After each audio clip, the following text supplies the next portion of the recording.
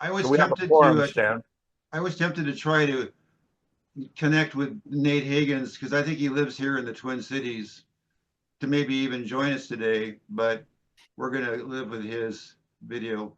Okay, I'm going to start this. Once again, a brief introduction to this topic. It's basically the idea of whether we're going to take the good path to a sustainable future for the world as a sustainable civilization. Maybe you can take this back to the uh, Karshev, the Karshev civilizations or what Kardashev civilizations or whatever, where you're at the stage one, stage two, stage three of that. I think Carl Sagan said we're at 0.7 or something like that, where the world is powered by it's the forces available to the in the world. You have a PowerPoint, Stan? Because you're throwing names around that I don't know, Karshev or whatever.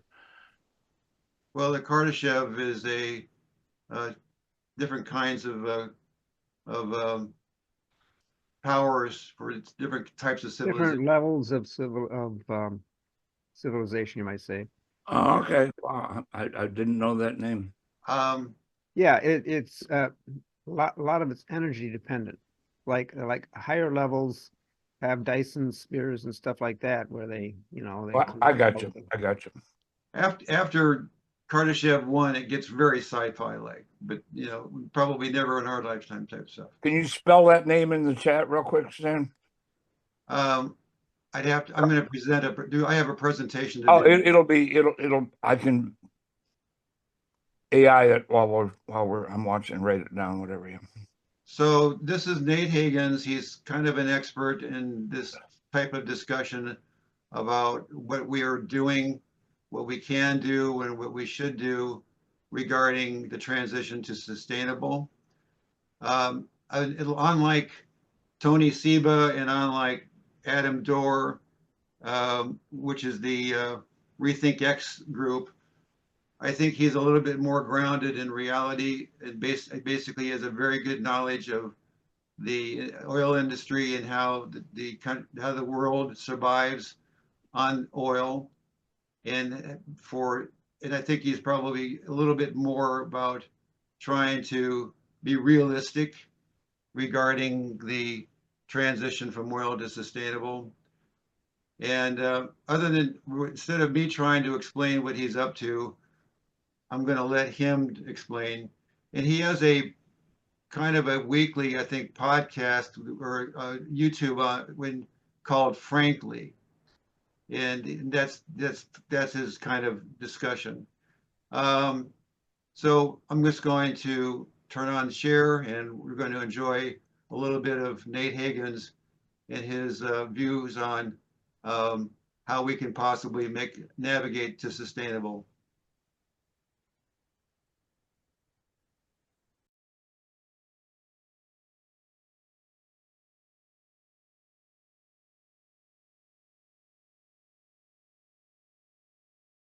Okay, I wanted to let's let that sink in. The two sides of that coin that he just announced. I suppose we can do some discussion here, Dean. What's up? No, real quick. If no one else objects, is there? I would probably. I mean, I can hear him, but I'll put the commentary up. I'm sorry, I forgot. easy on. Yeah, thank you. I'm having a little trouble hearing, yeah, with volume as well. On any given morning, my ears are what they are. Yeah. So just a quick one, Stan. He said a nervous system that is in constantly in sympathetic mode cannot do what? I'll take it back a few seconds there. It's structural decoherence. This is actually quite surreal because I've been working on this stuff now for 5 months or 4 months, and everything he says appears to be related to some of the stuff I've been doing, which is kind of weird. But kind of agree with him, there's a certain Dunbar number.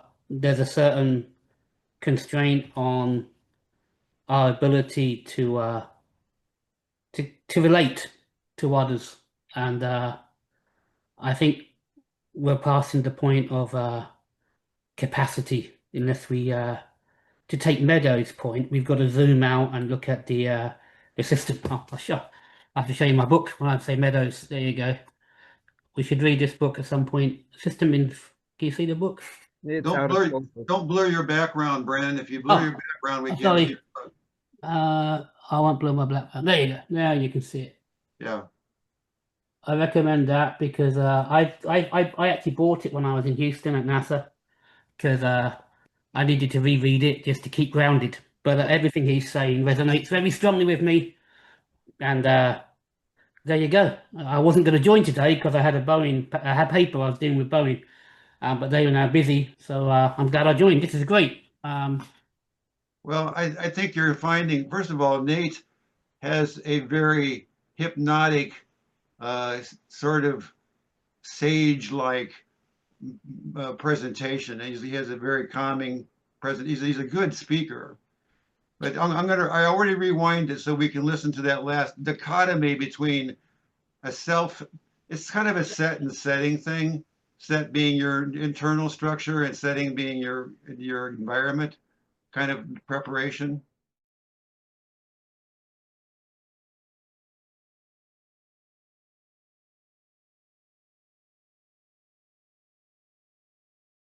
By the way, the TGS that he refers to is his term called the Great Simplification, which is a larger framework of Nate's ideas of how things work. It's his yeah, it's his frame. It's an interesting frame. Almost defeatist. I find. I think there's a certain pragmatic realism, but there's also a lack of hope in his words. You know, I think he's kind of like a pragmatic saying. It's definitely a key warning. I'm not saying I disagree with any of the trends that he has articulated. Maybe I'm more of an optimist. I don't know. It just seems to be a self-framing structure that we may be able to push back against other ways. Dean? Yeah, apparently I'm a raging pessimist. I think he's barely pessimistic enough. I would like to, but I think he's a realist. You know, pessimist, optimism, realism is where we got to be. Tom. Yeah, I agree. Basically, he's saying we have to be proactive, not reactive, which is our default response. But this is a plan to keep things going, basically, and because things are, in some sense, falling apart. A couple of years ago, I was a big fan of Tony Seba's Rethink X strategy. We've gone over that a lot with this group. Yeah. And and Adam Dorr, and I don't know where David is today. Maybe he told me he wasn't going to be here today. But Adam Dorr, and his brighter, I think it's called brighter, discussion are all about certain kinds of manifestations of abundance. I think that Nate comes at it from a little bit more of a, I like the term agency, the humanity and the agency of the human side of this, and that there's going to be a contribution of value that's allowing a larger number of people in a democratic way to share in this participatory government strategy. It's basically what we were hoping for when we became Americans, freeing ourselves from the British royalty. And I think we need to see that survival of that style of governments going forward. But I'll let him continue. I'm making this more difficult for myself to edit if I have long conversations between video segments.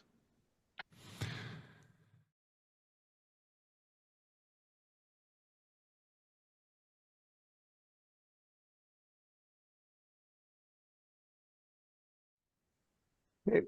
Um, I have a comment. I would say that most people have not thought about any of these concepts or could even understand them. I think all of us here can, but I think of my MAGA sister. This would sound like gobbledygook to her. She could not connect the concepts, I believe. And so there's a lot of work to be done to approach the kinds of solutions that he's talking about. he made that statement very clear. He said, those of us who have the time to even consider this type of discussion are not the ones that we need to direct it to. I mean, you know, there are other classes, if you will, who, I mean, here, this is an example of what I've said before.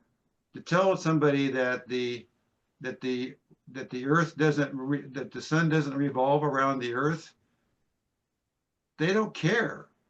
They just, look, all they care about is paying off their mortgage, or they're making enough money to survive the next month. Cosmology is not a part of their world. Of course, if they're farmers, they might care about how to predict planting and that kind of thing. And we can see ancients did that back when they were doing Machu Picchu and the other decision-making things that they needed astrology for. But yeah, it takes a different kind of mindset to be even interested in knowing what it is that you don't know. Dean. So I'm unmuted. Yeah. I was taking notes. I could do a presentation on this presentation. Let me just pick one point.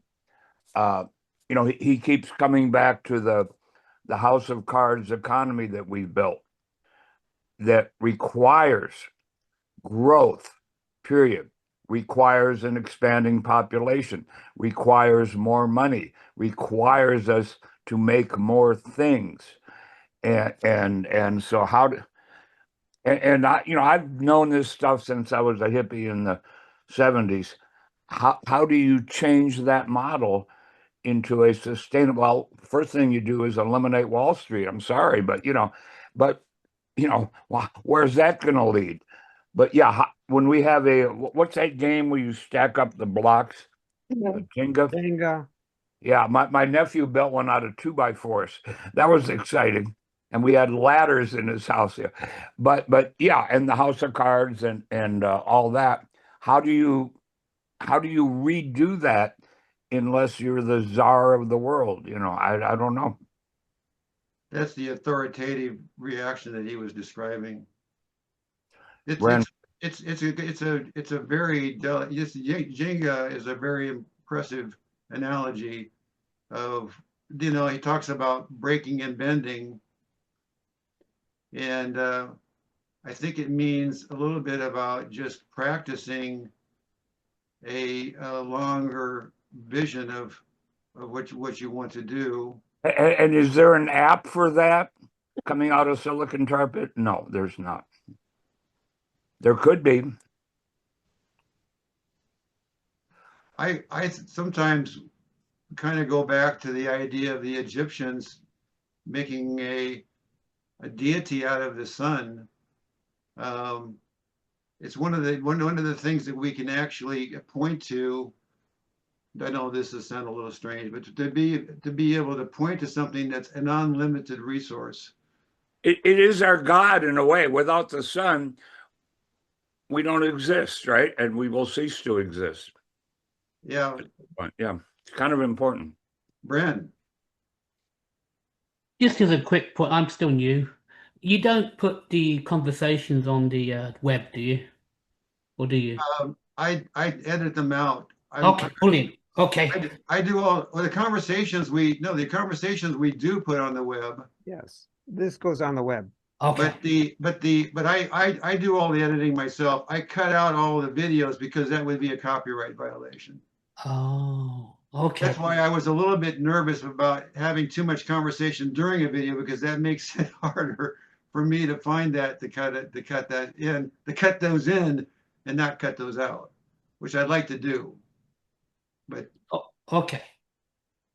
Yeah, That means that you don't want to talk about your things that you're going to be. no, it's not that. It's just that sometimes the signal to noise ratio is hard to maintain, and so the only thing that kind of bothered me through the conversation was the almost, or his video. It was almost a definition of fact and almost a defeatist posture, which I've guaranteed the trends we see, I understand. I've been working on some stuff that I believe is going to change things, obviously, because what I did last Friday was sent a letter to an IP lawyer, believe it or not to protect the IP to lock it up, but to pivot the system. I've got 56 patents in a large corporation, and what I learned from there is ideas go on the vine and they sort of die. If this is going to get through the next trajectory, what I was looking at doing, if some of these ideas play out right, and some of the concepts I'm working on in this new form of AI that's emerging from the work I've been doing with physics, the power reductions are insane. I mean, they look very, very promising. But rather than lock it up, I'm asking this guy to, how do we change it to set up a stewardship to make sure that people who can benefit from those technologies have a sustainment loop? And it's very similar to some of the stuff. I've got a diagram. I'll send out the diagram to you folks afterwards. But it's less maybe the optimism still there. But I'm kind of saying, how do I set up? Is it a foundation? Definitely a non-profit. Definitely rotating stewards, because you need to have a certain degree of dynamics. My theory is not a theory of physics; it's a theory of dynamic systems. So physics is a map of the universe. There's the underlying dynamics that exist, and you need to set up meadows. So I've got my book on my desk. In order to transform the system, you've got to understand the system. You've got to understand the goals. And I think the big shift we're seeing a shift from an extraction-based mindset to what I call a relational-based mindset, one that's built on sustainment and mutual benefit, reciprocity, where we actually, it's not one-sided, it's not asymmetric, it's a symmetric relationship where people can benefit. So I'm trying to codify that. I'm not sure what's going to happen, but I'm hopeful. So I think if we can get some big leverage points, we can recover. We have got some recovery to do. Brent, I know that you had some work with Honeywell that you've done. Is that correct? I do. I've got a picture here. Can I show you a picture? Well, I just want you to know that Carol, I think, has some work that she did at Honeywell as well. Oh, brilliant! Well, brilliant. Yeah, I last week was a real big week for me because I listened at midnight. I was thought up, and Orion was going around the moon. And 15 years ago, I designed a protocol with some friends in Vienna that holds the synchronization architecture of Orion together. Okay. And it was quite a profound point, because you realize that these guys sitting in a vacuum of space are basically, their lives are dependent on the protocol you designed 15 years ago. It's kind of a mind melt, and you realize how special these guys are. Yeah. But it also gave me, with NASA, gave me an unbridled hope for humanity. It's a beacon. When you look at everybody in the world was looking at those folks and their journey. And to me, that's the beacon of hope. Carol, was I mistaken? Did you not work with Honeywell at some point? No, Oh, I did not work for Honeywell. My big company experience was working for IBM.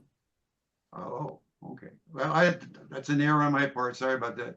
Go ahead. Hagen was a fantastic company, when I look at what we achieved, and it was a fantastic experience. I mean, they did, it's like every entity that has good, bad, and bad points, but the amount of expertise they assembled through decades of life-critical system development was a unique treasure trove. And as I say, given when last week, I was very happy to be part of it. Sounds right. You you can assign a patent to be public use. You can even assign it that you don't have to credit that you're using it.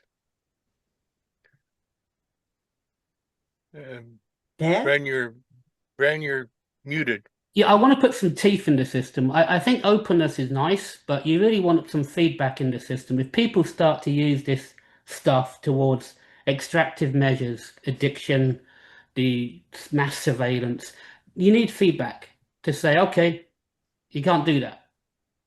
That's what I'm aiming for. I'm not sure it's possible. I'm just trying to see, can you put a system in place that encodes ethical deployment as a part of the flow. There you go. I'm an optimist. I don't think you can, because you're presuming that there's a universal common good. I think And what yeah. you and I think of as a common good, someone from a very different culture might think, oh my God, that's horrible. No one should be allowed to do that. And because there's two of us and one of him, we're right. But that's where a lot of this problem comes from. Right. And I think that's when you have to ground it on, shall we say, ground truths that are invariant. Yeah. And that's why I'm going to a logic conference to establish a ground truth before we Yeah. say anything else. Only one person can eat a brownie. They can share, I suppose, but when it's eaten, it's gone. Oh, I hear you. Hey, Dean. Dean, That depends on what's in the brownie. I can hear myself in my own brain. I want to hear David, so I'll keep my hand up. Yeah, I'm not sure that I have any more to contribute either. I'm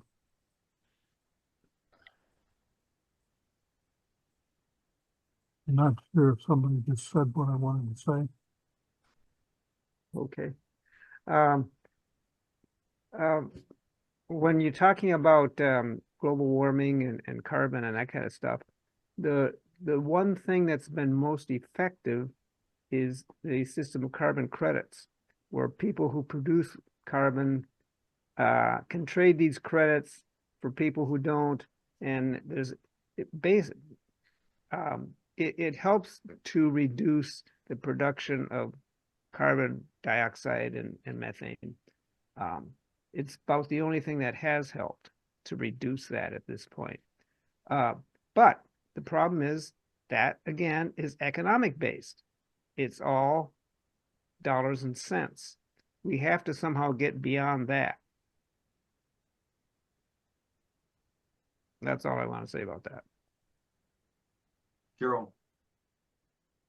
Okay.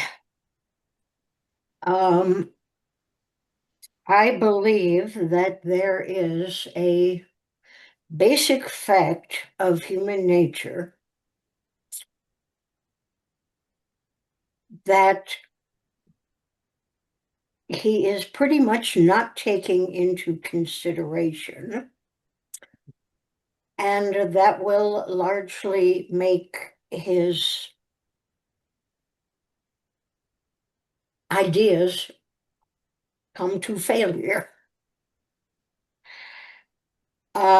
He kind of hints at it near the end, where he says, those who want to be leaders probably shouldn't be. And oh boy, is he right there. Now, I am going to go back to, most of you have seen my presentation on oxytocin, and oxytocin as a mediator of human society. And one of the big revelations that has come out of the research on oxytocin is that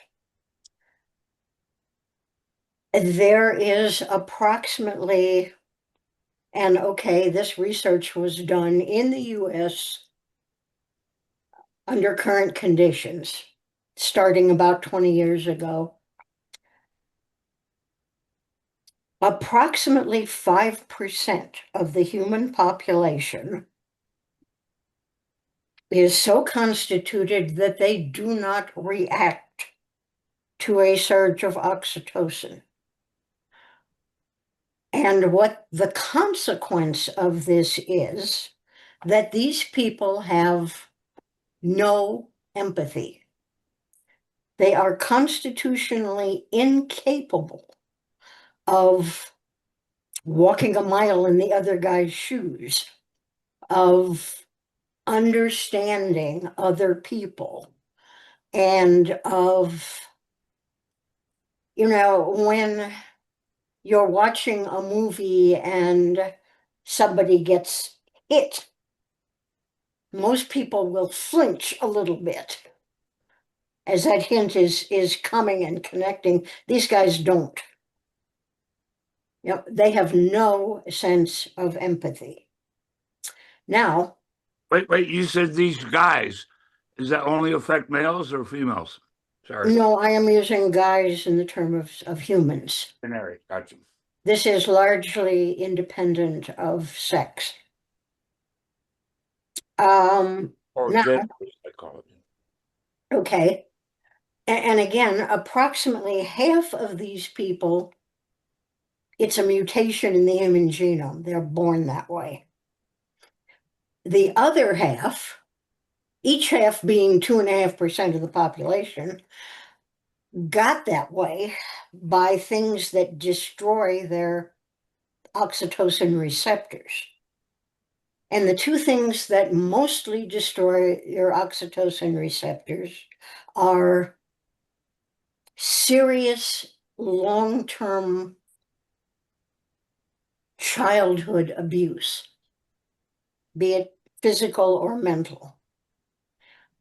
And the other thing that will destroy your oxytocin receptors is addiction to methamphetamines. So we have this population of people who do not feel empathy. And interesting stuff comes out of seeing where they concentrate. These people without empathy make up 30 to 40% of the imprisoned population, depending on how tough the prison is. Okay, 30 to 40% of the incarcerated human beings come from this tiny 5% of the population. That's really significant in terms of, where they concentrate, what they're up to. And extrapolating from that, we strongly suggest that those who got imprisoned were the lower end, intellectually speaking. They were the ones who got caught at it. And that the upper end of these people, because this characteristic is independent of intelligence or ability. So the upper end of intelligence and ability of these people tend to concentrate in areas where they've got power. Bank presidents, senators, presidents, judges, very successful businessmen, Politicians. Yep. And that's exactly where you don't want them. And I will add real quickly, the silicon tar pit is also where they're concentrated. What was that last? Silicon tar pit, Silicon Valley. Oh, yes. Well, Yeah, well, don't get me well. no, I'm thinking. David found his thought. I'm waiting. Corporate Okay. management. Now, let me just make one last point. It is possible to test for this suggestion. You can do a blood test on people and say they are or are not in this Really? category. A simple blood test. Yes, you Wow. do not have to watch what they do and extrapolate that they may be in this community. It can be tested for. The results of that test regarding how it's presented to the public is an editing decision, like a camera on a policeman. You're not going to necessarily get the answers that you hope to get in some kind of a saying that you have an absolute technique for determining this is still going to be given human. It's going to have to be under someone's public relations committee to make that happen. I mean, Well, that's the I way. am suggesting that his notions are damn near unimplementable in a society where people without empathy tend to rise to power. I think what a lot of what he's saying though is that all these changes kind of have to start locally. Well, I am just, and he kind of gets it, where he said, those who want to be leaders probably shouldn't be. And I think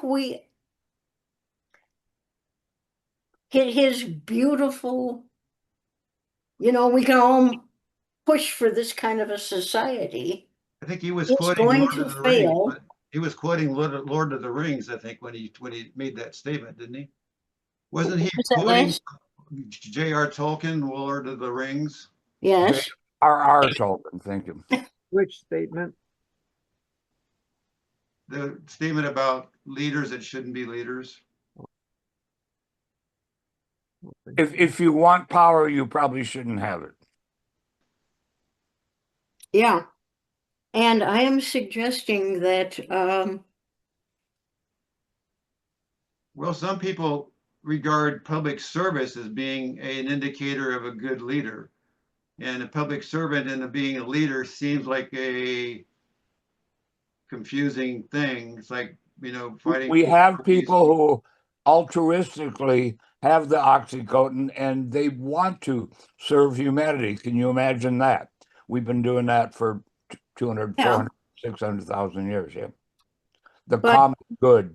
they tend to serve humanity in different ways than the non-empathic people do. Okay, David's, you're next. Yeah. I agree that we've talked about carbon credits making a difference. It seems to make more of a difference if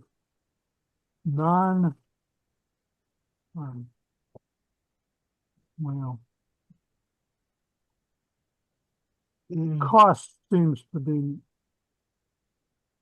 a big driver in terms of how much impact and how long it takes to implement something.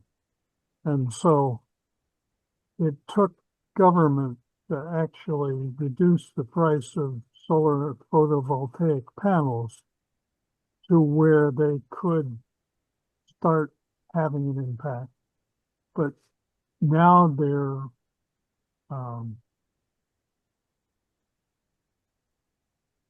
the cost of manufacturing them is low enough that it compares very favorably with the cost of fossil fuels.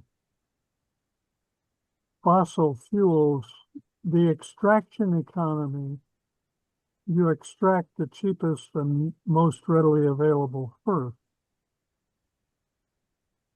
and then they're extracted. I think that one of the things that comes to mind for myself is that we have already seen in countries where there's lots of sun, like Australia and so forth, a very dramatic turn from a fossil fuel devoted community and economy to a country that has by and large embraced wholeheartedly solar and batteries. Mhm. And they're kind of the beacon onto the rest of the world. Okay, we know we have more sun than you do. We're making it work.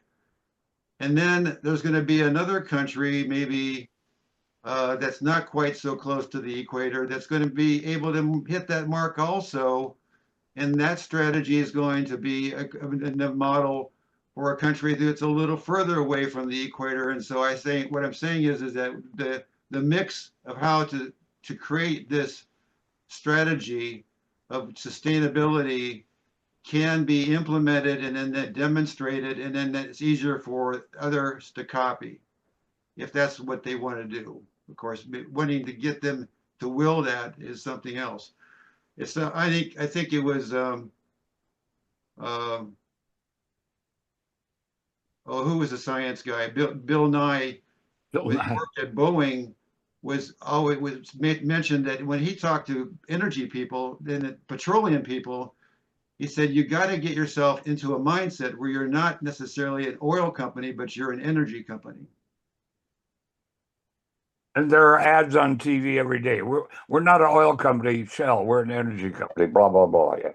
That's called That's called propaganda. Greenwash. Yeah. Well, part of the thing about Australia, and to a certain extent Southern Africa, is that solar power arrived almost in parallel with power consumption, gasoline, diesel. So solar did not have to compete with an established network and system that was designed to use what we now consider the inferior fuel. Kind of like the countries that would go directly from no phones to cell phones. Cell phones. Yeah. Yep. Exactly, skip like the whole- like sub-Saharan Africa. And if you have no power and you don't have the infrastructure, solar is the practical way to go. Yep. If you live somewhere where the sun god shines. I remember a scene from a movie with Leonardo DiCaprio called Before the Storm. I think it was the name of the movie. It was a documentary.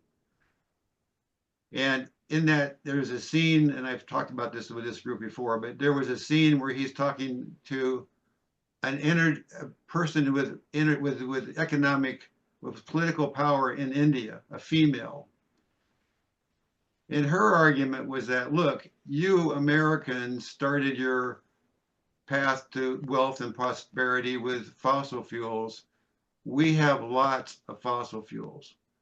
And if you think that we're going to stumble over your solar panels to get to wealth and prosperity, go F yourself. We're going to do it the way you did it. And, to think that we're just going to sit by and wait for you to figure out solar panels and wind towers and batteries until we're ready to go that route, that's not going to happen. But in a recent documentary that I saw about India, New Delhi and several of those cities are extremely fogged up with pollution. They're basically biting their own tails with this concept and looking for a way out.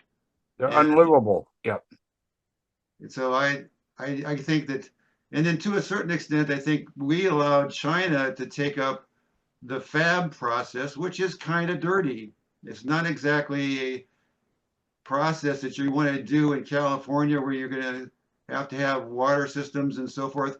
I mean, this idea of putting a huge fab factory in Phoenix, Arizona is mind-boggling. And in fact, putting it anywhere in the United States is going to be a challenge to our ideas of ecological security because they are dirty. They need super clean water and lots of it. And there's just a lot of things about that that we were willing to allow the Chinese and the Indians and the other countries to do because they were more interested in the financial wherewithal that came with that. What kind of factory were you talking about? Fabbing Fab. microchips. Fabrication. Microchips, okay. We didn't do fabbing. We did fabbing in the United States, but we were really interested in letting that go to TSMC and other foreign countries because it was going to be a challenge for us ecologically. Yeah. Wasn't Texas Instruments doing it all locally? Well, they all did it locally, It was invented here. We exported it for economic reasons. but at some point, I can't tell you what years, but during the 90s, it started in the early 2000s. It started to be sent away for fabbing. We were designing the chips, and they were fabbing them in other locations, and that was easy way to say this is dirty, stinky stuff. We'll let you do it, and I think that they're probably at a point where there's More not than that that, Stan, it's economic. So that $1,000 cell phone can make Steve Jobs $40 instead of $20. Argument? All right, yeah, I am kind of up next. I know I've been interrupting. So, David, I have a topic and I'm working on it. Don't pencil me in. And won't. it's about water, H2O, the molecule that made us. And I learned a new term the other day called virtual water, which is why Saudi Arabia, after they pumped, Saudi Arabia was the 7th largest exporter of wheat in the world. And then they pumped their Paleolithic aquifers bone fucking dry because they were drilling for oil. They go, we got water. What do we do with the water? Oh, we'll grow wheat like they do in the Southwest, and we'll just pump. So they are buying land, and I understand that's now illegal, but they already own the land. You can't take it away from them. And they are.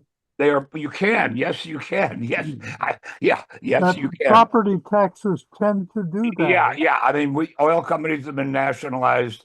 You can nationalize the farms that are sucking Arizona dry. But Saudis ain't stupid, and they got a big checkbook. But anyway, so it virtual water that's a teaser. It's a very interesting concept. You don't have to have water. You just have to own water. And you can own it in any country that you choose. Now you got to have drinking water and all that. But yeah, water. So my point was that if tomorrow I waved my magic pixie dust, was that his term? And we weren't burning any fossil fuels and everything was solar or wind powered or coming down from satellite kites on Carol's from space. Water is what the next war will be fought over if we solve the other problems. Water was a contributing factor in why Russia invaded Ukraine. Yes. Tom. Yeah, I was going to say, I think we were getting off topic there. It sounds like we're coming back to the topic now. But one of his points, I think, was that with our current economic system, we can't really get where we want to as far as sustainability, because our current economic system does not take into account a lot of the costs of what goes into producing and using energy the way we do. So I don't know how we fix that because we're pretty well entrenched in the capitalist system. It's not pure capitalism, it's not free market capitalism. And that's probably why we've done so well in the last century, because it's not completely free market. It has had controls on it so that it doesn't run totally out of control, except every other decade or so. But it's a short-sighted way of evaluating things. It does not take many factors into account, and we've got to be better at figuring out what's the best way to produce things, consume things, and just conduct our lives in general. By the way, A better way to evaluate that. regarding the whether, for those of you who do or want to follow more of Nate Hagens' work, I could post some stuff in the chat, but I think you can remember the name Nate Hagens. He's very prolific on YouTube, and he has a Frankly series. You can see them numbered. He's at 133, 134 right now with his Frankly series. And there's a lot there. He's got the great simplification going. But if you want to follow him, I think you can find that. And then Carol, I can see that you're skepticism, but you've seemed to have already fallen into authoritativeness as our ultimate destination. Is that what you're trying to Unless we fix things. well, that's what he's up to. No. Unless we put in place a system where people who suffer from non-empathy, people who are incapable of empathizing with other people, are prohibited leadership positions. We just had one in California, one in Texas. I think that one of the things that happens with the conservative crowd is that they find it easier, more efficient, if you will, to manage people if you manage to get them into a herd mentality, which is why they like this religiosity kind of as a handle for taking care of people. And Silicon Valley is designed to get us into a herd mentality, It's whatever, for better or for well known, thank you, Dean, well known for citing Republicans as being leadable and Democrats as being like cats. You can't herd cats. Therefore, democracy is messy. You've got a lot of people with a lot of ideas, and you have to have faith in the herd of numbers. Well, okay, there's another thing that's inherent in this notion, and that is, as conditions deteriorate, as things get bad, there is a tendency for ordinary people who do have a sense of empathy, to look to a strong leader to get them out of the mess they're in. yeah. I mean, think of Hitler basically rose to power because of the extreme penalties that were put on Germany post-World War I. Sure. You know, Germany was in really bad shape post-World War I. Due to the Versailles Treaty. Yes. That's why Okay. the Marshall Plan was one of the greatest things that was ever created. Yep. Well, you Say could that again. The Marshall Plan after World War II was a great thing to be implemented. That helped a lot.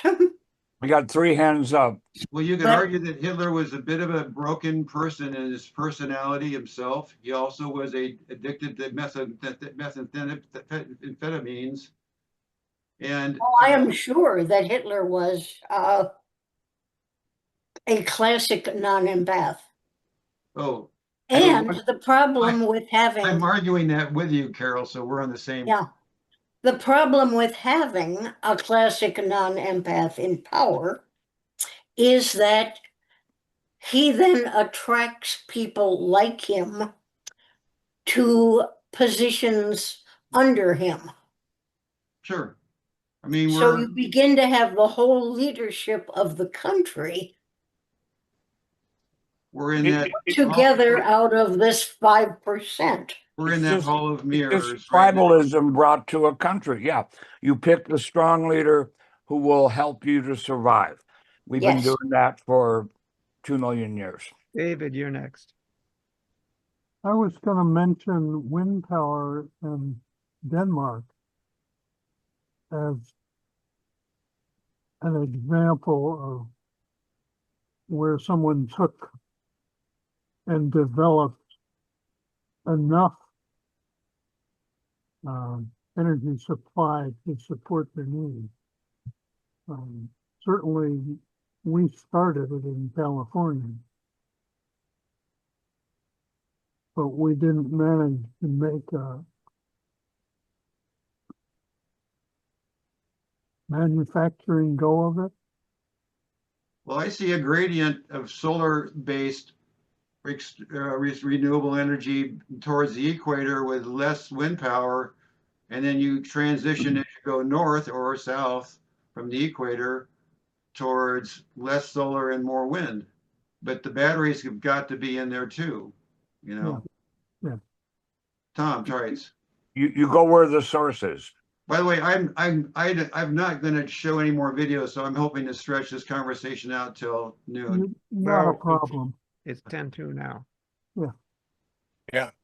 I've been told I'm so conservative, I'm a libertarian, and I'm so liberal that I'm a libertarian. Me too. And I look at human race and they're running around hanging labels on people and saying, maybe the problem is the labels. Well, we're going to divide and conquer. I mean, It's complicated. Branding. Yeah, exactly.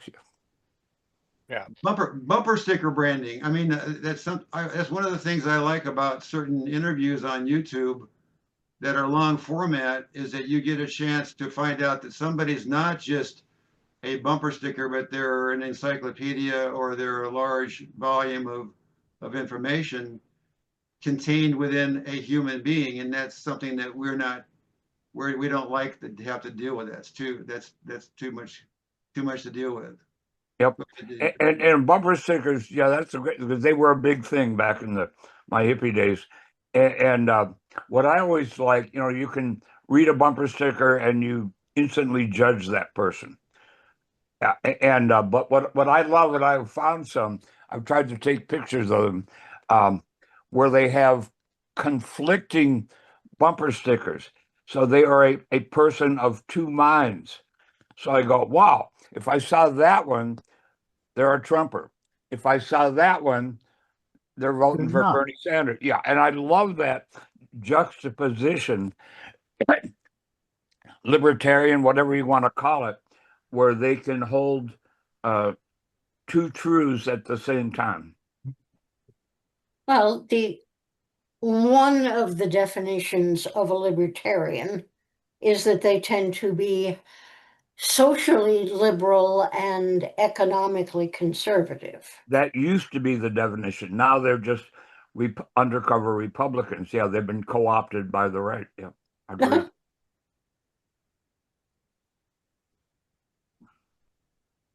I mean, isn't that I mean, being economically conservative seems to be a good long-term strategy. Being socially liberal seems to me to be a good long-term strategy. Different goods, but the quote common good, But how do you find what was your term, Stan? A universal common good. I remember my boss when after I retired and took that job, he would come down and he was a big wig at Northrop Grumman, yada yada, brilliant guy.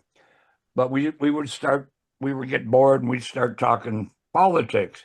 And he goes, "So Dean, now you're talking about the common good." And Gabe looked at me like I was from another planet. And I looked at him.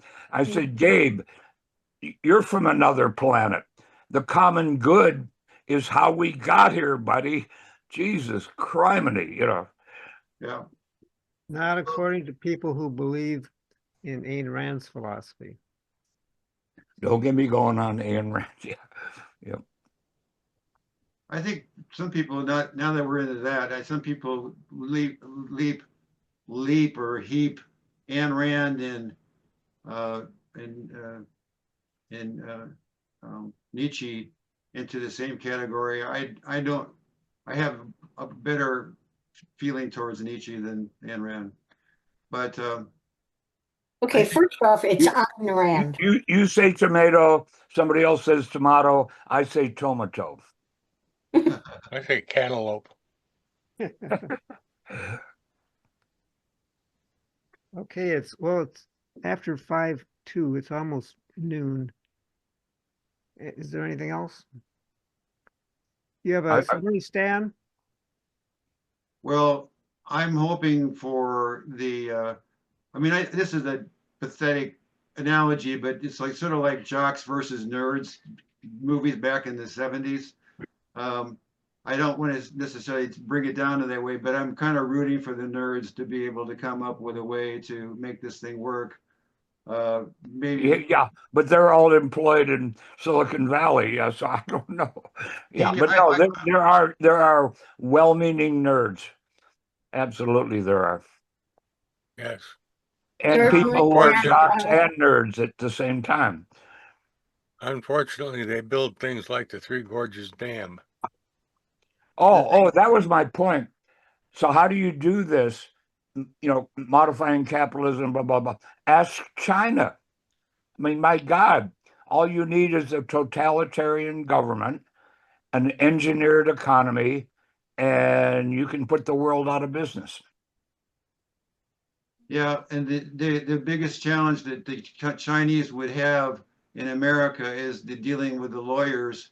When they go to put their speed trains across the entire country, all that land that's being taken is going to be in a legal battle against. What lawyers? I mean, if you're a well-meaning lawyer in China, you go to prison. If you defy the state, that's it. You're done. You're toast. I'm going to let. Okay, I could end with this. If there wasn't a downside to the petroleum paradise that we live in right now, I would not care about this stuff. If the petroleum and burning fuel and all that it doesn't care, it doesn't matter. Look at the life you live, Stan. You've got everything you want. Yes, we do live in a petroleum-based paradise. Mm-hmm. For how many years? 500, 5,000, 100? You see, But And Starts in about 1920, so we've had a century of it. yeah. yeah, And for those who don't see that and refuse to see that, I think that that's going to be the last ones that we can. I mean, there are people who have made amazing changes. I mean, used to be a lot of Tesla owners who would have their truck driving friends sit down, and they would go, "Whoa, this is amazing." And I don't know what it's going to take to have those aha moments or those You can't win an argument by logic. You can't win an argument with arguments. It's got to be a deeply emotional thing. It's going to that take brings- an apocalypse. Mad Max, he mentioned Mad Max, and yeah, I'm afraid that's what it may take. Yeah, it may take that, but even that's not clear. We Right. could logically agree to create laws and rules that pay all of the complete cost. Yep. We've been basically sleepwalking Mhm. through ecology. Tiptoe through the tulips. Wait a minute, we've been Sort of sleepwalking through what? ecology. Oh, Through, okay. Well, Not me, but in the 60s, the book, which one was it that started Earth Day? Limits to growth. No. The lady who wrote the book about Silent the Spring. insects Silent dying. Spring, Rachel Carson. Yeah, Silent Spring, yes. one of the thank most you. influential books in my life to me. Right. And worth paying attention to. We still are not out of that problem. 50 years later, more than. Yeah, it's And I think it's wrong to concentrate on just oil. I mean, 65. That's up also until true. like the 1920s or so, Britain was on a soft coal economy. Yeah, I yeah. should say, I mean fossil. I mean, I'm going to say Okay. fossil. Fossil. By oil, he means fossil fuels, And Yes, we, Throwing carbon into the environment fuels. carbon. yes. what we need Well, I is think we have to be a little balance. careful, not just, Yes, we need to be very careful, but what we need is balance. We messed up the carbon balance in the world by our use of fossil fuels. That doesn't, what typically happens with energy is that it gets added on. We added on burning of fossil fuels to burning of biofuels, wood mostly, although some dung. And now we're adding on a different way of using solar energy because all of the fossil fuels are stored solar energy. Right. Correct. We're just using it as it comes instead of depending on geology to consolidate to make it more energy densify, if that's a word. Densify, I love it. Yep. According to my IBM We machine, can still use solar energy to convert carbon dioxide back to what we would consider a fossil fuel, a chemical fuel. It's called a tree. Yeah, carbon sequester. Yeah, Well, trees invented that. Well, yeah, but I mean, sequestration Hey, is a Dean, different let him speak. solution. Tom, you had your hand up a long time. What I wanted, I was waiting for David to finish. yeah, Okay. well, what I'm trying to say is that we can still use chemical fuels that are carbon chain molecules that we artificially photosynthesize out of the carbon dioxide in the atmosphere to bring us back into balance. As long as the atmosphere is balanced, it isn't going to create climate chaos. We've been sleepwalking through that path. We've not been paying attention. We could pay attention better. One of the ways is, as you say, carbon taxes, adding to the artificial low price of gasoline, kerosene, diesel fuel, in order to get back to that balance. was what I wanted to say. Thanks, Tom. Go ahead, Tom Walsh. Okay, I think to get back to Nate Hagens, what he's been saying is that if we don't proactively approach these problems and start building resilient systems, a lot of bad things are going to collapse in the next, I don't know, couple decades or less. Not just the ecology, we're talking about economic and political systems and that kind of thing.